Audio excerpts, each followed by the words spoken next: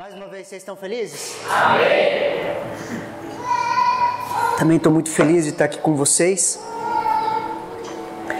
Estou recuperando de uma gripe, fiquei baqueado a semana inteira, mas vai dar certo, amém? Amém. Vamos continuar.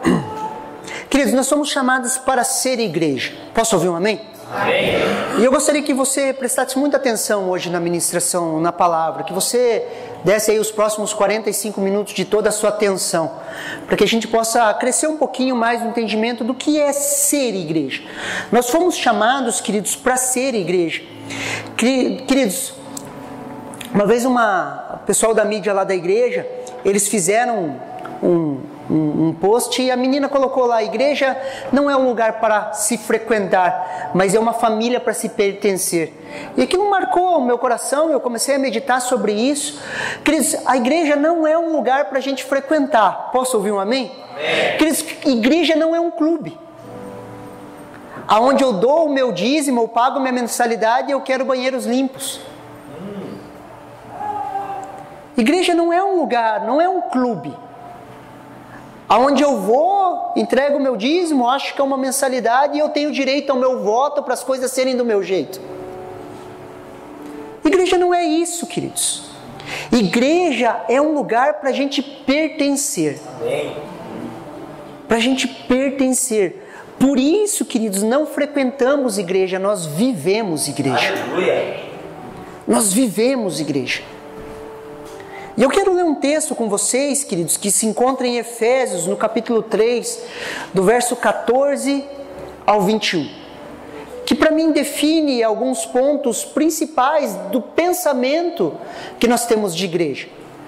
A carta aos Efésios, queridos, nós classificamos ela como o evangelho para a igreja. Talvez é a carta que eu mais li, queridos. Se eu pudesse colocar uma carta como favorita, e eu não posso, porque nós temos que ler todas, e a Bíblia é uma carta só,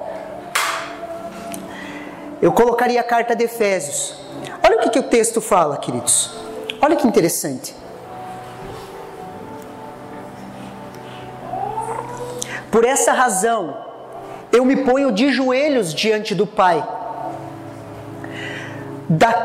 de quem toda a família nos céus e na terra recebem o nome.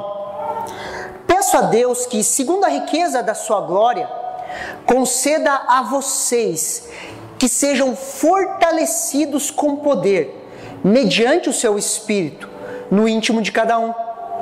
E assim, pela fé, que Cristo habite no coração de vocês, estando vocês enraizados e alicerçados em amor. Isso para que, com todos os santos, vocês possam compreender qual é a largura, o comprimento, a altura e a profundidade, e conhecer o amor de Cristo, que excede todo entendimento, para que vocês fiquem cheios de toda a plenitude de Deus. Ora, aquele que é poderoso para fazer infinitamente mais do que tudo aquilo que pedimos ou pensamos, conforme o seu poder que opera em nós. A Ele seja a glória na igreja e em Cristo Jesus, para todas as gerações, para todo o sempre. Amém. Amém. Queridos, aqui Paulo se põe de joelho. Agora imagine, queridos, o grande apóstolo, o apóstolo dos gentios, o maior líder do cristianismo depois de Jesus. Ele se coloca de joelhos e ele ora diante do Pai. Existem duas orações na carta de Efésios e essa é uma delas. Paulo, queridos, provavelmente ele ditava as suas cartas. Alguns entendem que o espinho na carne é que Paulo não enxergava muito bem, por isso que algumas assinaturas ele fala: olhe, nessa carta eu assinei de próprio punho, veja quão grandes são as letras, porque provavelmente Paulo não enxergava muito bem, então ele ditava as cartas, e de repente ele estava ditando e ele começava a orar, queridos. De repente ele estava ditando, queridos, ele ficava pentecostal. E ele começava ali a glorificar a Deus. A Ele seja a glória, o louvor para todo sempre. Paulo era pentecostal, queridos. Talvez ele começava a girar ali no meio de quando ele estava ditando as cartas, e um escriba escrevia aquilo que ele estava ditando. E ele se coloca diante de Deus de joelho, ele começa a falar de uma oração, e ele começa a orar no meio da carta. E olha o que o verso 14 e 15 nos fala, queridos. Fique com esse texto aberto. Por essa razão eu me ponho de joelho diante do Pai, de quem toda a família nos céus e na terra recebe o nome. De quem toda a família. Repete comigo assim, família. Toda a família. Queridos, o plano de Deus é família. Posso ouvir um amém?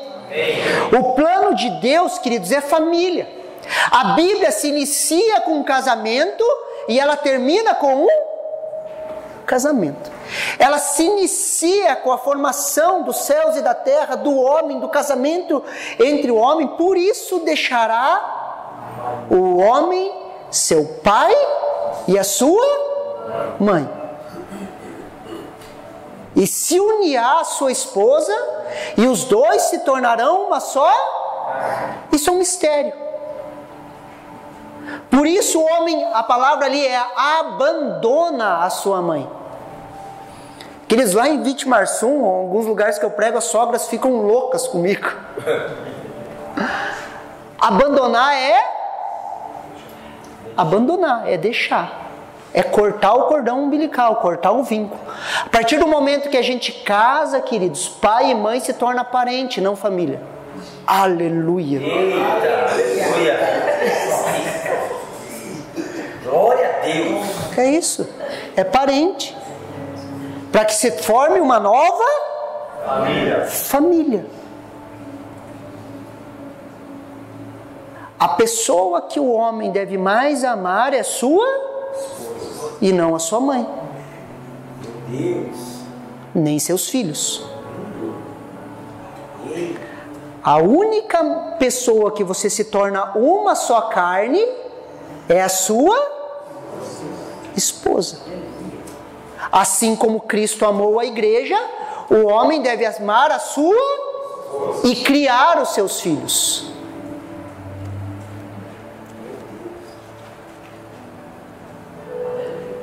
Fala um amém aí, crente.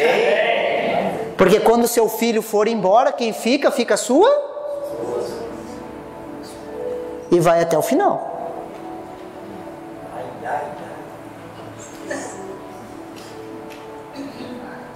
Meu filho é tudo para mim. Biblicamente você está errado. Completamente errado. E a sua família vai ser disfuncional.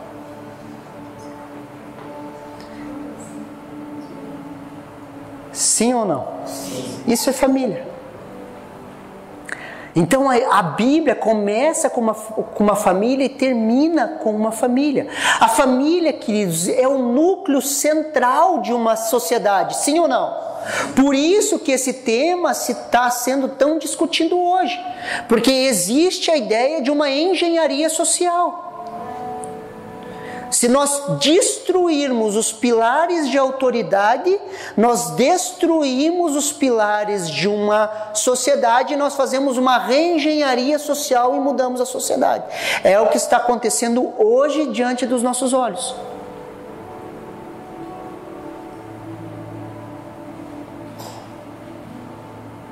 Sim ou não? Qual que é o nosso primeiro ministério? Olha o que 1 Timóteo, capítulo 3, do versículo 2 ao 5 nos fala.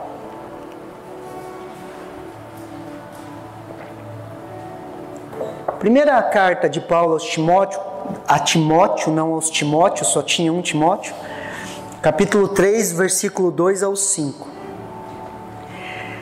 É necessário, pois, que o bispo seja irrepreensível, esposo de uma só mulher, moderado, sensato, modesto, hospitaleiro, apto a ensinar, não dado ao vinho, não violento, porém cordial, inimigo de conflitos, não avarento, que governe bem a própria casa, criando seus filhos sob disciplina, com todo respeito. Pois se alguém não sabe governar a sua própria casa, como cuidará da igreja de Deus. Queridos, quando nós pegamos esse texto com o texto de Tito, que fala a respeito dos bispos, nós vamos ter 16 características que um bispo precisa ter. Ou um líder na casa de Deus. Nós podemos chamar de apacentadores, líderes de grupo familiar. São 16. A única coisa que fala a respeito de performance é uma só. Apto a ensinar. O resto, tudo está associado ao seu caráter. E quando Paulo faz essa apresentação daquilo que o bispo precisa ter, ele entra depois falando o quê? Que governe bem a sua própria casa. Porque se não cuidar bem da sua casa, como vai cuidar da casa de Deus? Queridos, a igreja é reflexo da nossa família. Sim ou não? A igreja local vai ser reflexo das suas famílias. Sim ou não? Sim. Quando governamos bem, queridos, a nossa casa, cuidamos também bem da casa de Deus. Sabe por quê? Deixa eu falar uma coisa para você. Sabe por quê? Porque na família você é quem é. Sim ou não? Queridos, nada resiste ao teste do tempo. Nada resiste ao teste do tempo. Queridos, o tempo não cura nada. Posso ouvir um amém? Amém. Sabe aquele lance assim, o tempo cura, pastor? Não, queridos, o que cura é o perdão. O tempo, ele só estraga as coisas. Se você olhar para o seu corpinho, há 10 anos atrás ele era muito mais bonitinho. Sim ou não? O tempo está melhorando ou estragando o teu corpinho? Por quê? Porque o tempo só estraga. E nada resiste ao teste do tempo, queridos.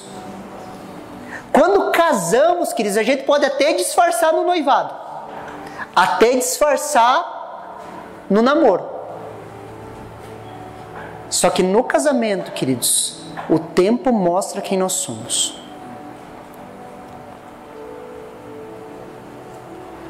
Sabe por quê? O tempo abre o baú da alma. Ninguém consegue disfarçar o tempo todo. Quando nós falamos de igreja, de família, o tempo mostra quem nós somos. Sabe por quê? Porque nós somos o que somos em casa. É igual o menino que chega para o pastor: pastor, eu queria morar na igreja. Por quê? Porque aqui meu pai é tão legal. Porque dentro de casa não existe formalidade. Olha o que a palavra formalidade fala, queridos. Tem aí, João? Não tem. Formalidade, queridos, é regra de conduta, costume, preceito de civilidade, norma, convenção, etiqueta, ato de uma pessoa, ato que uma pessoa é obrigada a cumprir, de determinada maneira, um praxe. E quando nós falamos de igreja, nós precisamos quebrar a formalidade. Fala um amém aí. Amém. Pastor, então vai virar uma bagunça? Não, queridos. Estruturas administrativas, ordem de culto são bíblicas e existem, queridos. Regras de conduta onde usamos máscara o tempo todo, onde disfarçamos quem realmente somos. Isso se chama religiosidade. E nós precisamos quebrar com isso. Por quê? Porque a igreja é uma família a se pertencer. Sim ou não? Queridos, tem gente que entra da porta da igreja para dentro, que parece que baixa alguma coisa. E o cara muda. Quando é para baixar alguma coisa, queridos, é em outro lugar, queridos, não é na igreja. Mas o cara muda. Sorri para todo mundo, cumprimenta todo mundo, é gente boa com todo mundo. Consegue me entender? Sim ou não? Por isso, queridos, que nós precisamos quebrar algumas formalidades, queridos. E o tempo mostra quem nós somos. Uma vez eu estava discipulando uma moça, queridos. A gente discipulou ela há bastante tempo. E ela sempre sorria para tudo e dava positivo para tudo, sabe? Tá. Tudo certo, E um dia ela explodiu. E eu falei para ela, se você não explodisse, eu ia te provocar até você explodir. Porque quando a pessoa explode, você vai saber quem ela é. Sabe japonês, queridos? Eu fui criado no meio de japonês. O japonês, ele tá olhando para você e tá fazendo assim.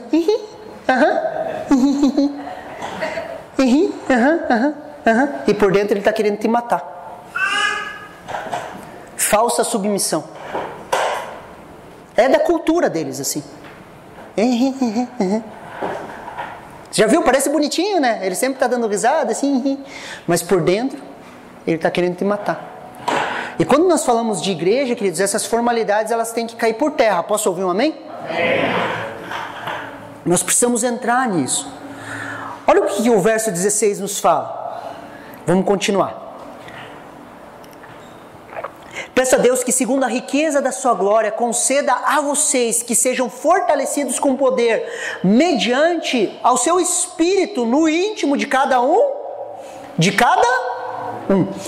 Fortalecidos com poder. Queridos, existe um poder que nos fortalece, queridos, e esse poder é mediante o Espírito no íntimo de cada um de nós.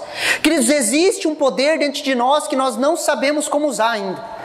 Eu brinco com o pessoal lá, é tipo X-Men, assim, queridos. Você não é uma pessoa normal, tem algo dentro de você que é maior do que você, só que você não sabe usar ainda. E nós estamos aprendendo, desenvolvendo, entendendo. O Espírito Santo habita em nós, sim ou não? O mesmo Espírito que ressuscitou a Jesus entre os mortos. O maior poder sobre a face da terra habita em nós, sim ou não? Produzindo os frutos de bondade, de amor, de paz, de alegria, de mansidão, de domínio próprio. Só que nós não sabemos como isso funciona. Você explodiu essa semana? Ficou bravo assim? Quero matar um. Sim? Por que o domínio próprio não te segurou?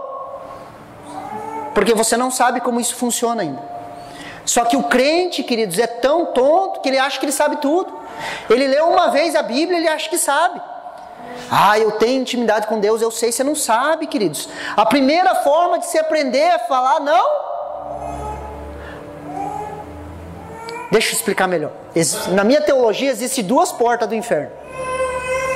A primeira porta é isso não tem nada a ver.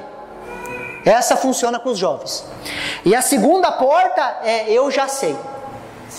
Então se você chegar assim, pastor, isso não dá nada. Primeira porta do inferno, vai para lá. Capeta de pé. A segunda é o quê? Eu já sei. Queridos, mania de crente falar eu já sei.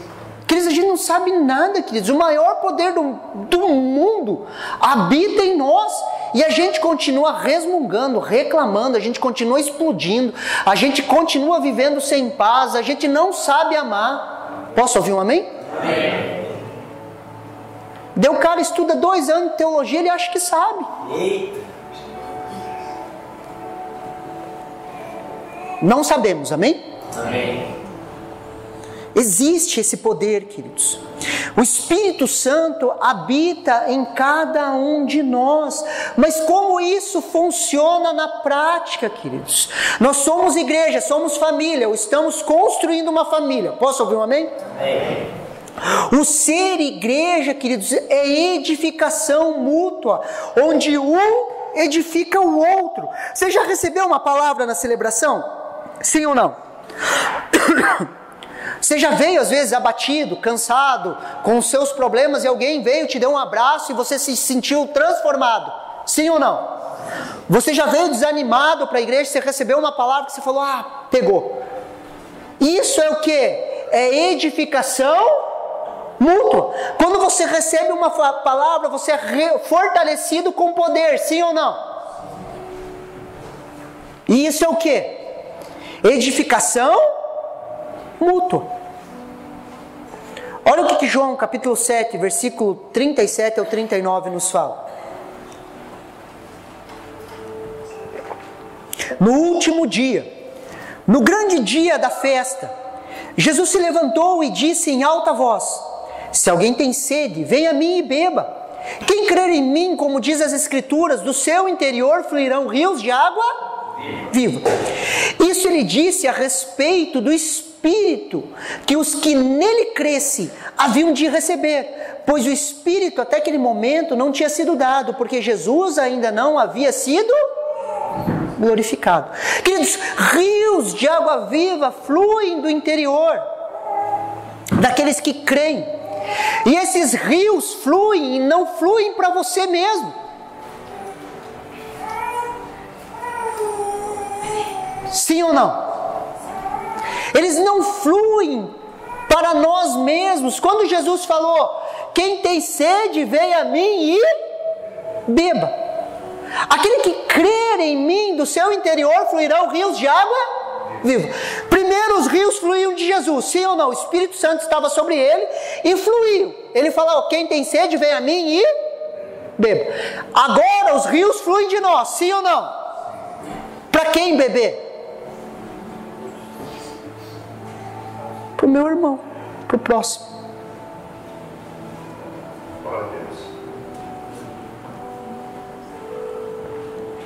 Quando entendemos isso, a gente não vem mais para o culto para ser abençoado.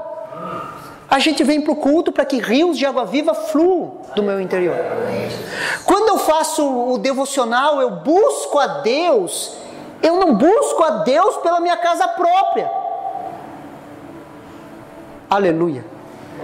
Eu busco a Deus porque eu, crendo em Jesus, Ele transforma a minha vida, Ele me enche para que eu possa ser um canal de bênção para a vida das pessoas. O maior é o que serve a todos.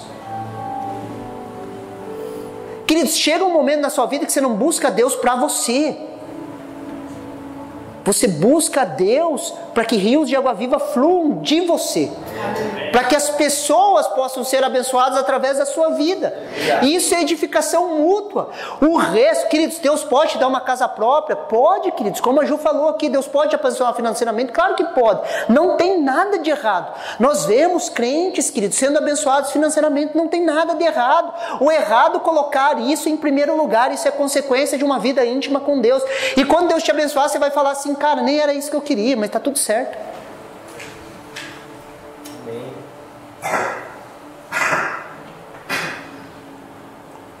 Isso é ser uma igreja família, queridos. Aonde nós viemos para que as pessoas sejam edificadas através das nossas vidas. Olha o que o verso 17 nos fala. E assim, pela fé, que Cristo habite no coração de vocês, estando vocês enraizados e alicerçados em amor. Olha que interessante, perceba o texto ali, queridos. E assim, pela fé, que Cristo habite no coração de vocês. É sempre no plural, queridos. É no coração de vocês. Estando vocês enraizados e alicerçados em amor, queridos. O amor precisa ser enraizado e alicerçado em nós.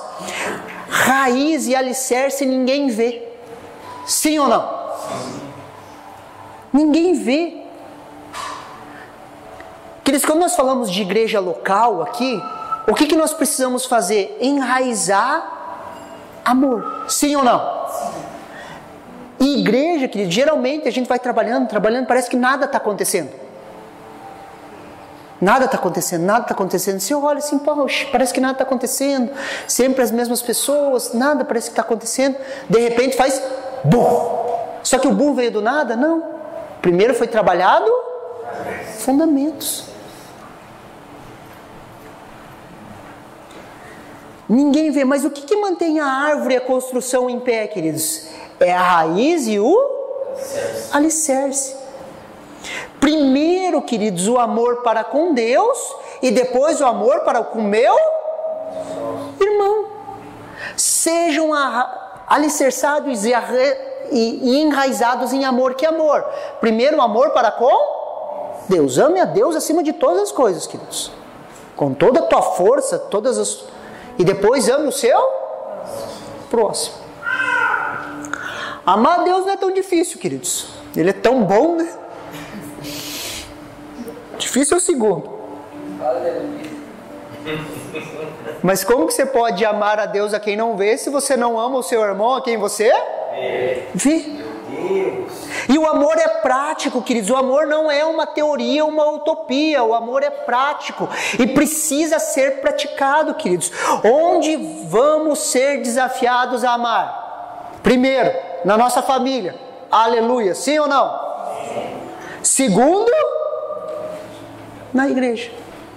Por que na família, queridos? Porque na família é onde nós estamos mais próximos. Onde vamos ser desafiados? Na igreja. Se na igreja nós temos um condicional. Se a gente deixar as pessoas se aproximarem. Na família não tem como, queridos. Nós vamos ser desafiados porque nós convivemos juntos. Nós temos desafios.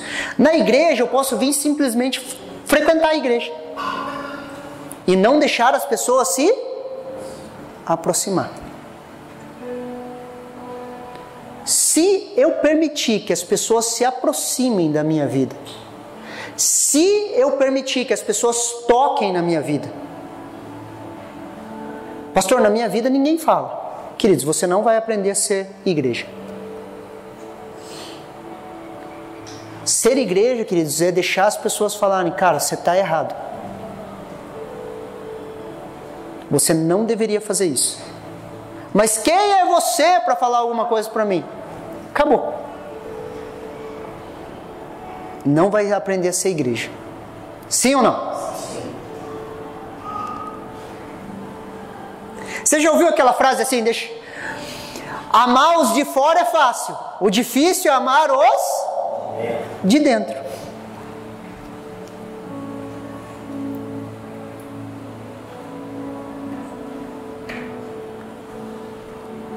Nós precisamos desenvolver o amor na prática. Posso ouvir um amém? Amém.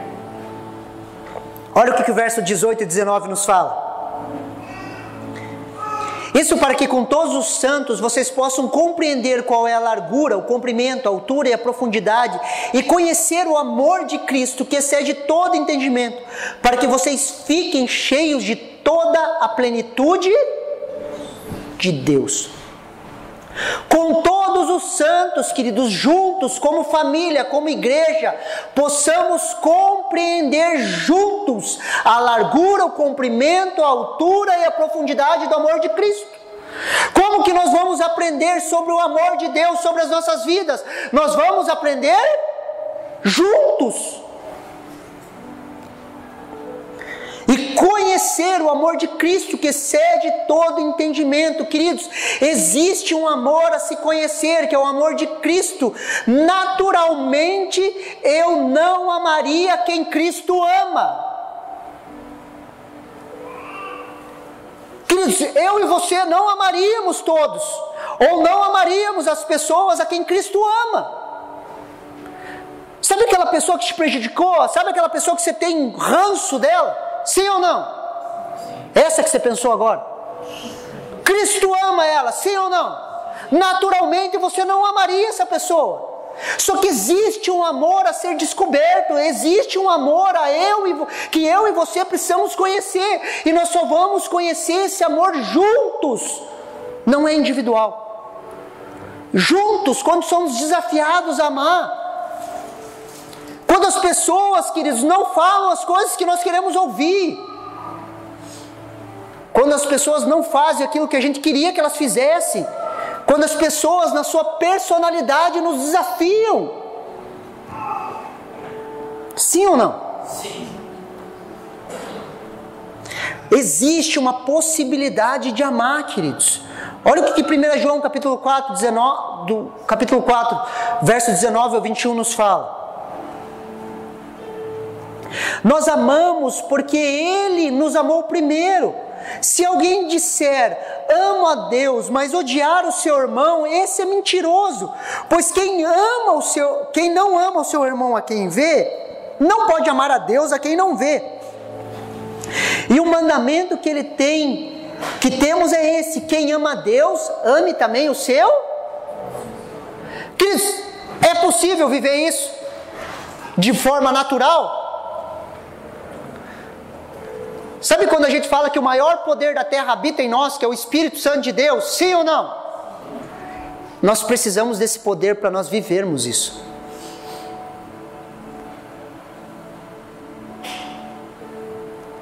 É amar, queridos. Amar é um privilégio. Posso ouvir um amém? Não é um peso, é um privilégio. Fomos amados por Deus, agora amamos, queridos. Existe esse amor a ser revelado, o amor de Deus para conosco, onde entendemos juntos que somos amados e por isso que nós nos permitimos amar. Amamos porque Ele nos amou primeiro. Amamos porque Ele nos amou primeiro. Se temos dificuldade em amar as pessoas porque não estamos compreendendo que fomos amados. Se temos dificuldade em perdoar, é por quê? Porque não entendemos o quanto nós fomos perdoados. Você foi perdoado pouco ou muito? Muito, de verdade? Muito, muito mesmo? Então você entendeu que será ruim de lida. Queridos, se nós fomos muito perdoados, nós perdoamos.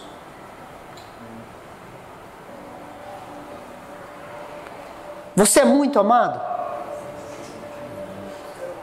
Muito? Você consegue falar assim, eu sou amado por Deus? Eu sou amado. Você acredita nisso? Sim. Mesmo? Então você não deveria ter dificuldade em amar as pessoas. Se você está tendo dificuldade em amar as pessoas, é porque você não entendeu que Cristo te ama.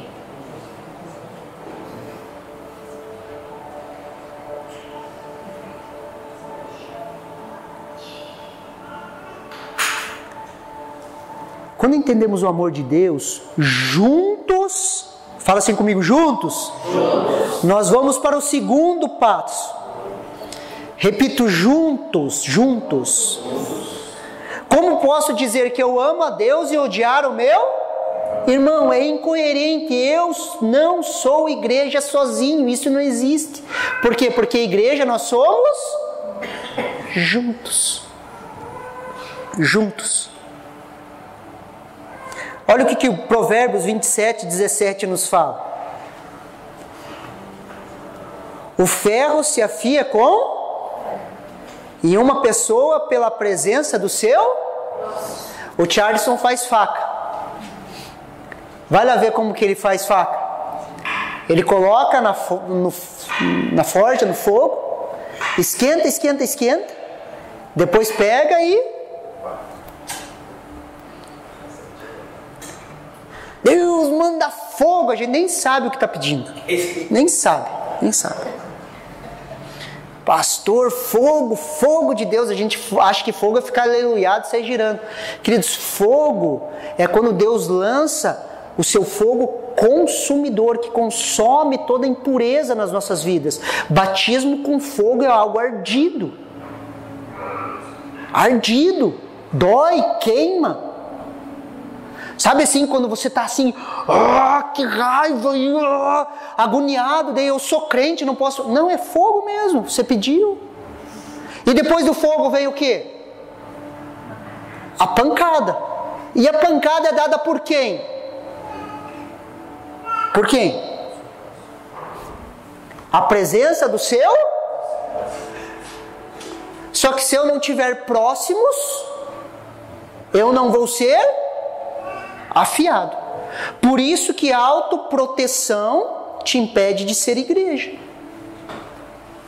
Se você está na defensiva sempre você tem uma explicação, sempre você tem um argumento, você está assim e você não tem próximo. Queridos, quem que é o próximo, mais próximo de você que pode falar que você está errado? Pense uma pessoa, se não tiver, você não está sendo igreja. Aleluia.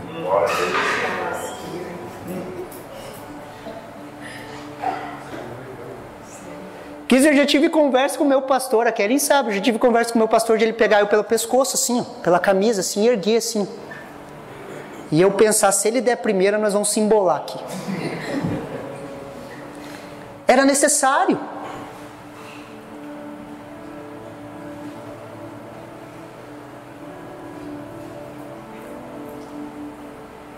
Só que a gente sempre está na defensiva.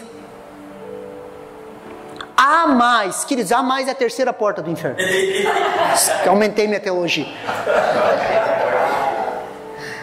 Há mais é que a gente não está rendido.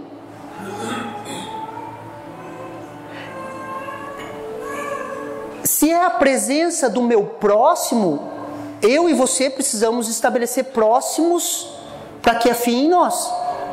Afiar é o quê? É na comunhão com Deus, ele acende o fogo e meu próximo...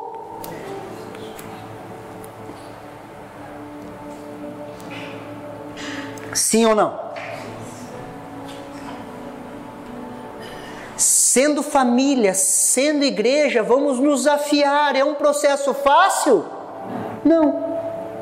Por isso que nós temos a promessa do poder. O poder do Espírito Santo não é para a gente sair girando, rodando, caindo no chão. Isso são manifestações, tudo certo, amém? Cremos nisso. Mas o poder não é isso. O poder é para que eu viva isso. Eita. Para que eu permita que as pessoas tratem a minha vida. Olha o que Lucas 17, do 3 ao 5 nos fala.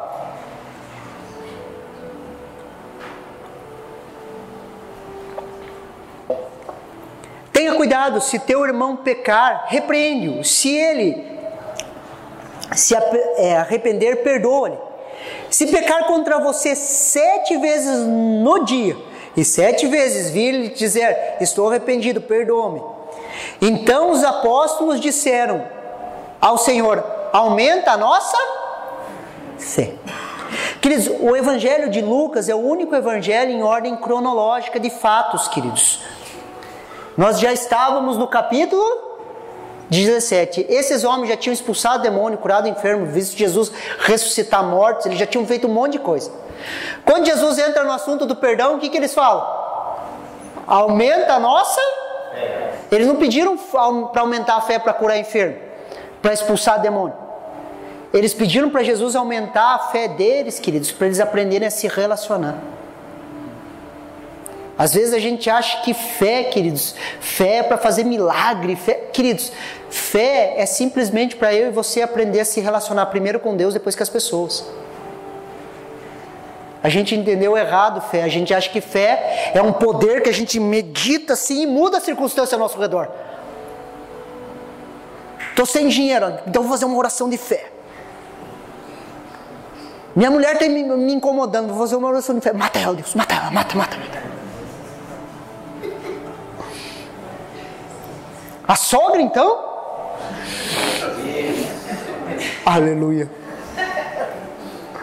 Queridos, fé não é isso, queridos. Fé é para a gente aprender a se... Amamos pela fé, perdoamos pela fé, nos movemos pela fé.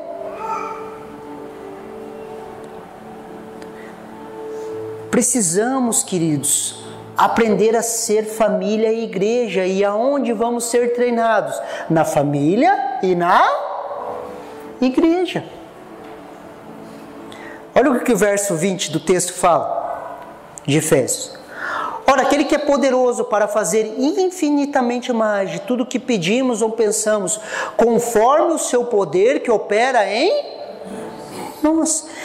Ele é poderoso, queridos, para fazer infinitamente mais de tudo aquilo que pedimos e pensamos, conforme o poder que opera, mais uma vez, em nós. Queridos, Ele faz muito mais do que pedimos pelo poder que opera em nós. Quer ver, queridos? Só para a gente entender um pouquinho melhor isso. Sabe quando Jesus fala assim, Aqueles que creem no meu nome farão obras maiores do que eu faço? Lembra? Sim ou não? Sim. Isso é para uma pessoa? Nunca foi. Tem pregador que tem coragem de falar, ele falou e vai fazer na tua vida. Não é em uma pessoa. Queridos, Jesus, ele estava em um corpo, sim ou não? Ele só poderia estar em um lugar, pregando a palavra e manifestando o reino, sim ou não? Queridos, hoje nós somos milhares de milhares, queridos. Quantas igrejas nesse momento estão sendo pregadas a palavra? Quantas pessoas estão sendo curadas através de imposição de mãos agora, nesse momento? Quantas pessoas estão sendo transformadas agora? Quantos demônios estão sendo expulsos nesse exato momento? Estamos fazendo obras maiores, mas não é um indivíduo, é a igreja mística, o corpo de Cristo, fazendo nesse exato momento obras muito maiores que Jesus fez. Nós individualizamos as promessas e a gente acha que a gente vai se tornar um popstar. É o poder que opera em nós. Existe um poder, queridos, um dunamis que opera em nós, em nossa unidade, em nossa família, em nós como igreja. Por isso, queridos, reconheça a obra da cruz na vida do seu irmão.